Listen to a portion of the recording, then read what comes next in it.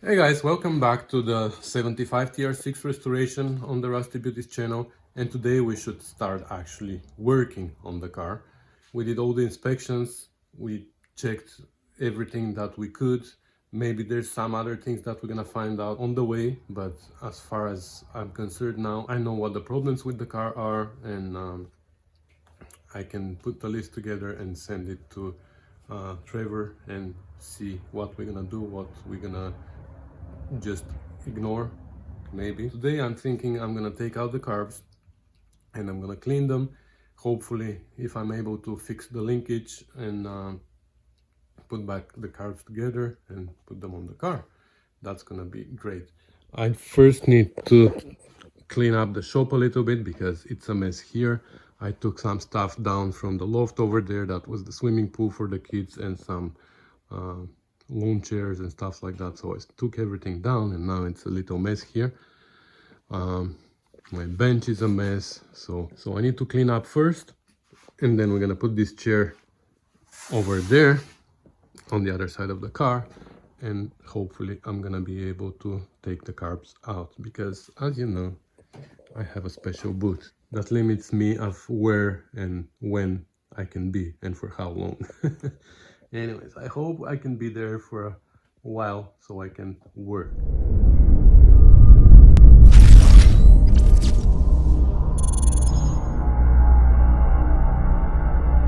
Alright, so let's see how it works taking carbs apart while sitting. Never done that before. Anyways, I'm not going to show you everything in details. If you're interested to know how exactly carburetors come off, there's a beautiful video from Chef Tash who filmed that in detail, so I might put a link here for you so you can go and see it. And here I'm just going to do it without too many details for you. Okay, this is disconnected. I'm going to disconnect these vacuum hoses as well. And I'm not really sure if we're gonna connect these again. I don't think we need them. This is all the evap stuff that I think I'm gonna just disable. So much stuff here that is useless. Anyways, for now we're just unplugging everything and putting it to the side.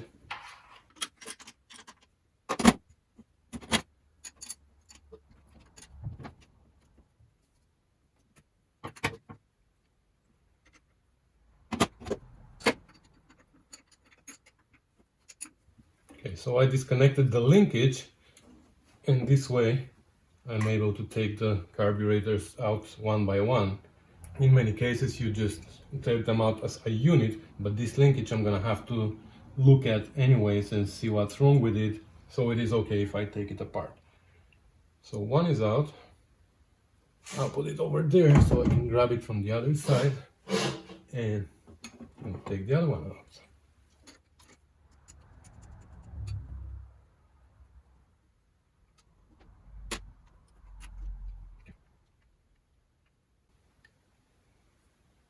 I don't have a rebuilding kit yet, so for now we're gonna have to reuse all the gaskets and everything. That's why we're keeping them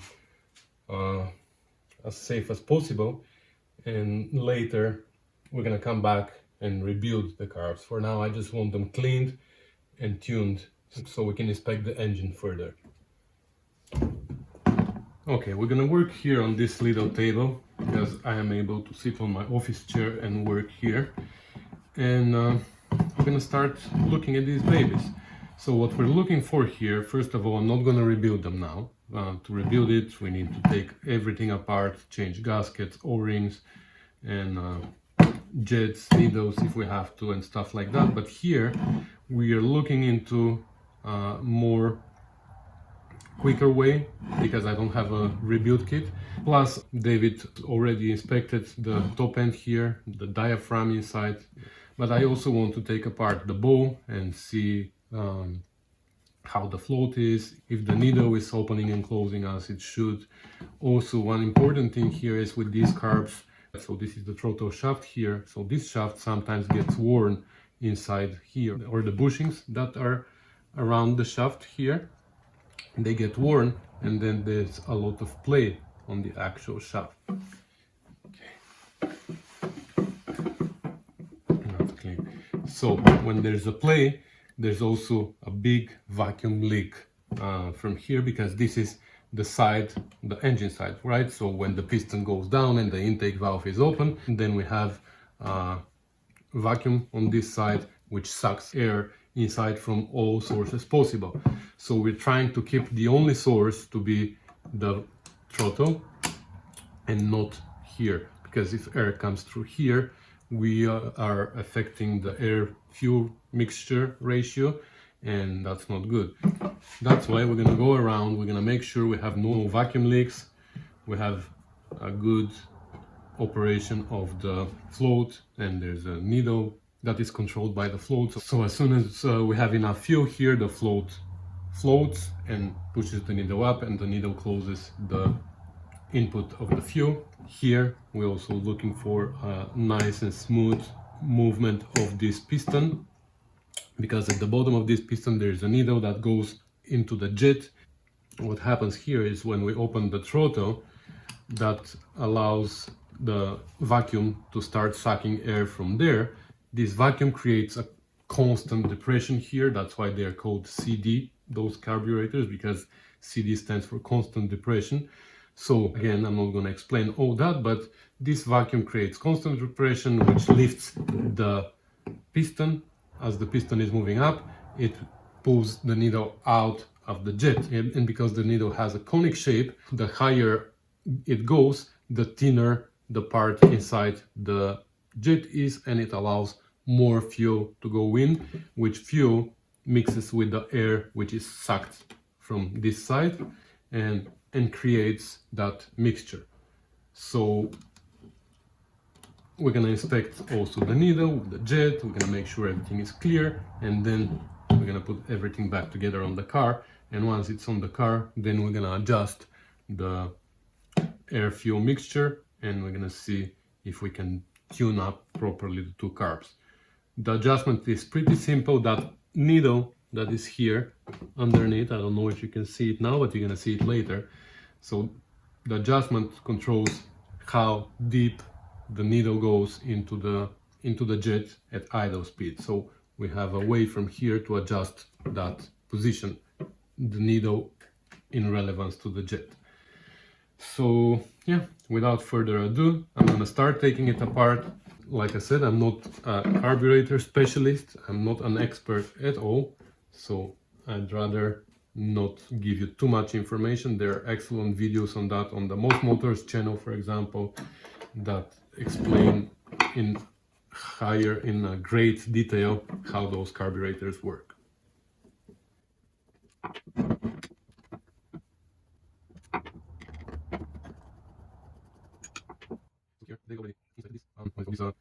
So here David already inspected this diaphragm, but we're gonna take a look at it again.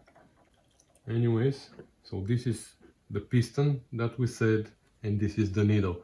So you see how it has a conic shape. So the carbs look pretty clean on the outside. So maybe they were cleaned recently, but I just want to make sure, because if they've been sitting for 30 years with fuel in them, definitely they have varnish and stuff inside. So we need to make sure everything is perfect.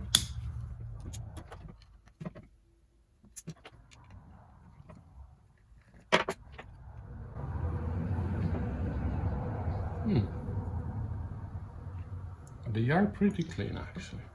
So maybe they were taken apart and cleaned already. So here is the needle that I'm talking about, and the float. So when there isn't enough fuel inside the carburetor, the float goes down and it opens and lets this needle go down.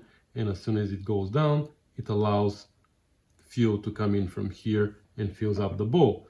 As the bowl fills up, the float goes higher and higher, and it pushes the needle up, and the needle closes the input and doesn't allow any more fuel to go in. Well, to be honest, I don't have much to do here. It's nice and clean. I was expecting a lot of sludge, but it looks like it's been cleaned already. For now, we're just gonna test this needle, and this is how you test it. You blow in, And that's it. It works as it should. Let's close this part.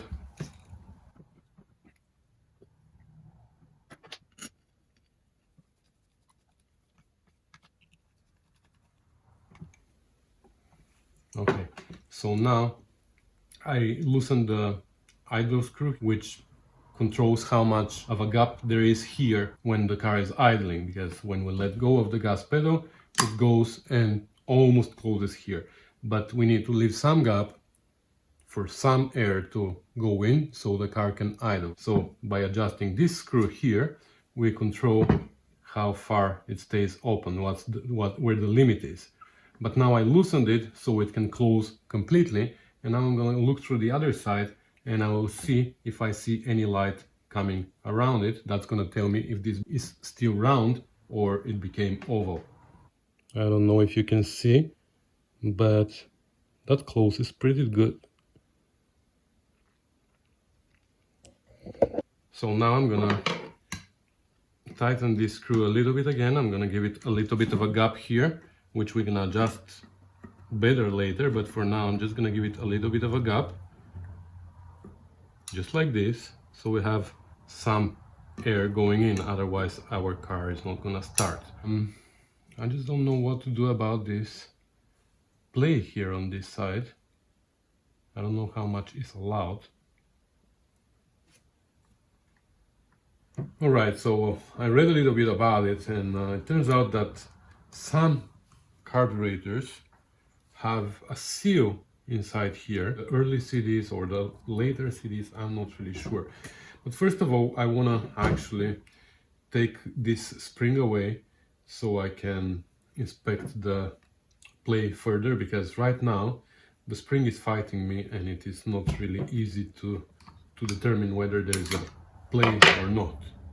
So I'm losing this spring, like that. I'm still fighting. Okay, now it's loose, and now my throttle shaft is moving freely. So there's a little bit of play on this side. And there's a lot of bit of play on this side. You know what? I'm gonna take it apart a little bit more.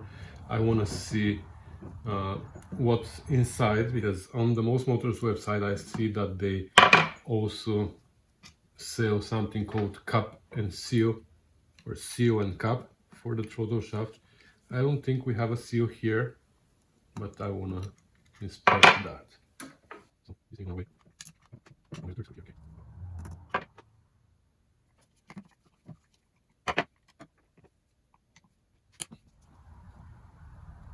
Okay. So we have to be careful with the orientation here. I don't know if there is one. I'm just gonna keep it this way so I don't lose it. Okay. So the shaft can come out now. Spring. Okay. Yeah, so there is a little bit of wear on the actual shaft. I can feel it with my nail, so maybe we should buy new shafts.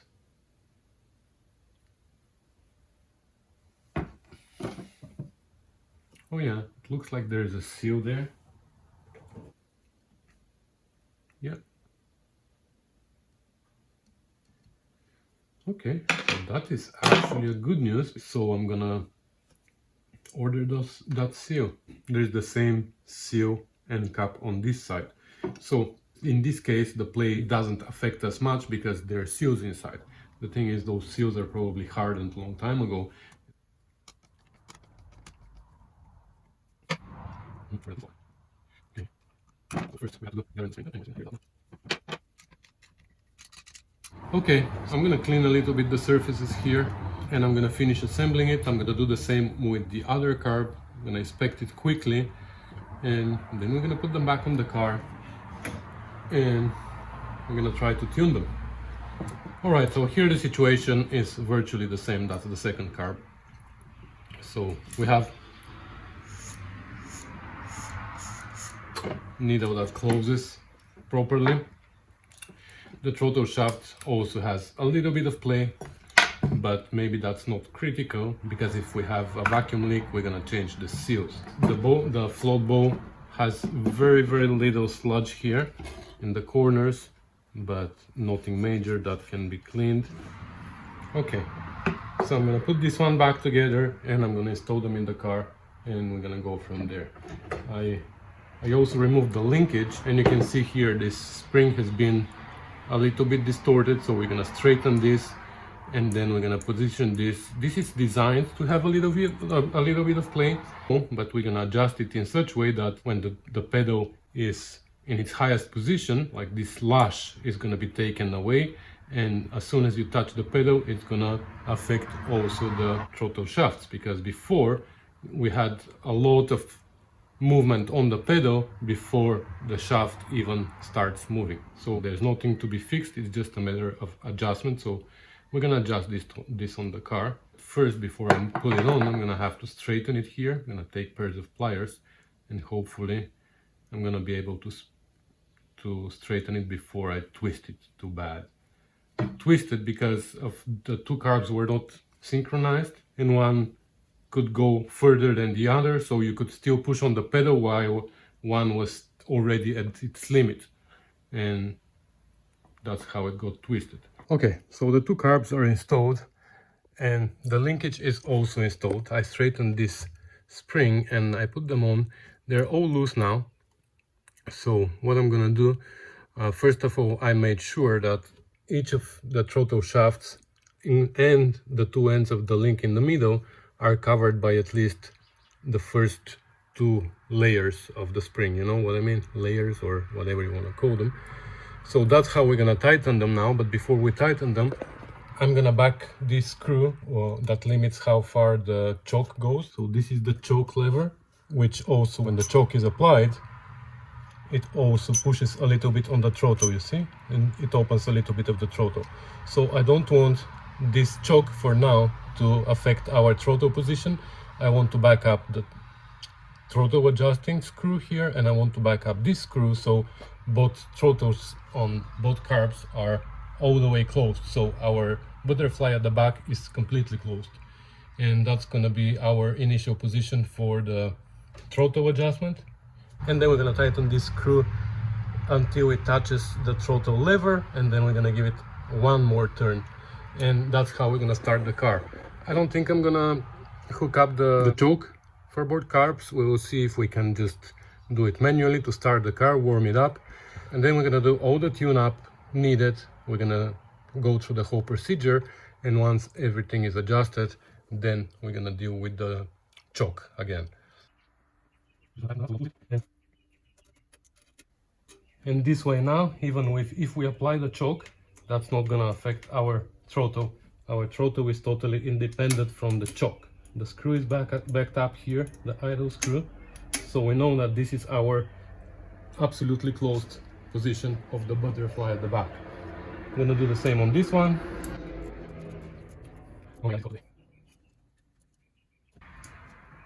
Okay, so this one now is totally closed, and that's how we're gonna tighten the whole linkage here.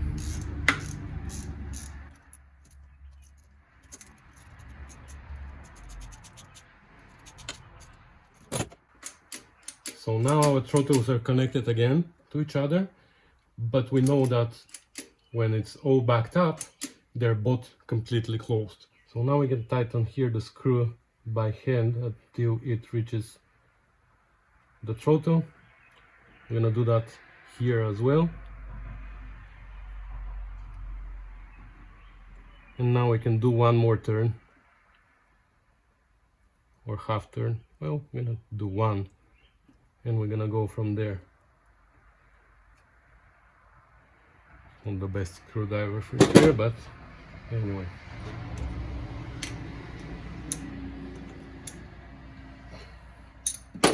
I don't know if you can see here now, but we have just a little bit of play, like a backlash here, before the throttle shaft is affected. But as soon as we hit the gas pedal, that's gonna operate the two throttle shafts. So the linkage is pretty good. Next we have to connect all the hoses here, the fuel lines and the vacuum lines. We will see. I'm gonna connect only some of them. I'm not gonna connect all the evap system, but still we have to plug all the holes where the lines go. So you know what, I'm gonna do that on my own, and then I'm gonna show you what I've done. That's it. So all our vacuum hose are capped and we shouldn't be losing vacuum from anywhere. So what's left is to start it now, let it warm up, and then we're gonna go through the procedure of tuning up the carbs. Question is how we're gonna start it with no chokes. Well, this hopefully is gonna stay like this. Clean up some screws. I don't wanna lose them. Okay. Let me follow around to the other side and see if she's gonna start.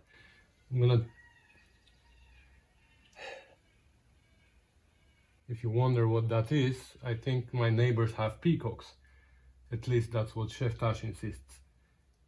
Anyway, so as I'm going there, I'm gonna try to prime a little bit the fuel pump, because now the bowls are empty, so it's gonna take a while until we prime the carbs. So I'm gonna try to do that manually on the pump, and then let's see if she's gonna start. I haven't tested the battery ever since we charged it last time and I unplugged the alternator. Hopefully it's still holding, so that's a way also to check if the alternator is the only reason for our parasitic draw. Okay, let's try it now.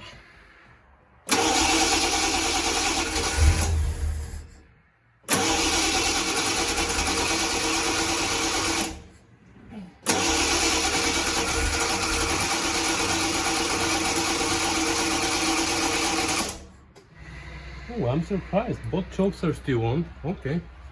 We just have to keep trying.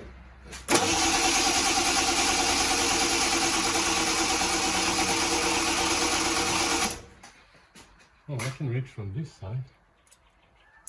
Okay. So let's try half choke.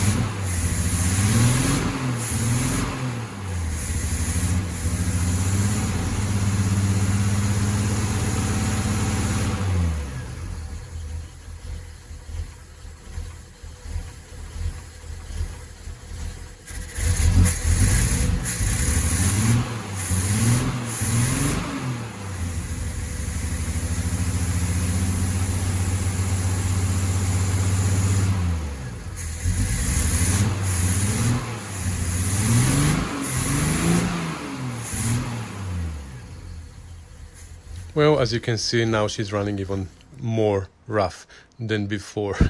So I couldn't make her run properly for a long time. I looked at all vacuum hoses and fuel supply and everything, and I just couldn't figure out what changed since I took the carbs out and put them back on. So I figured it out at the end, but I'm not gonna tell you what the problem was. You're gonna see for yourself in the next video, because this one we're gonna end here. So thanks for watching, guys. Thanks for commenting and subscribing, and stay tuned for the next episode when we're gonna solve this problem.